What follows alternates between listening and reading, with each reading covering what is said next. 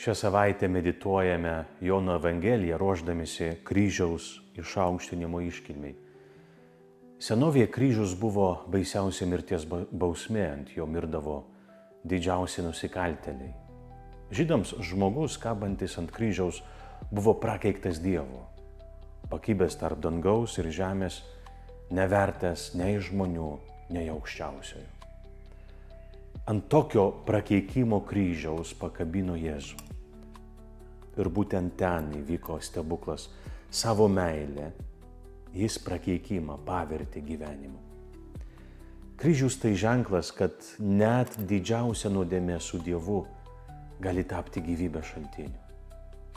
Tai visiškos, nemokamos meilės ženklas, kuri tave apkabina net jei jį atstumi. Dievas nusileidžia net į tavo gyvenimo pragarą, kad tave surastų ir pakeltų. Nėra klaidos, kurios jis negalėtų perkeisti. Ar suteiksi jam galimybę tave mylėti? Galbūt išpažintis gali būti pirmas žingsnis į išgijimą. Palaimintos dienos ir Dievo meilės.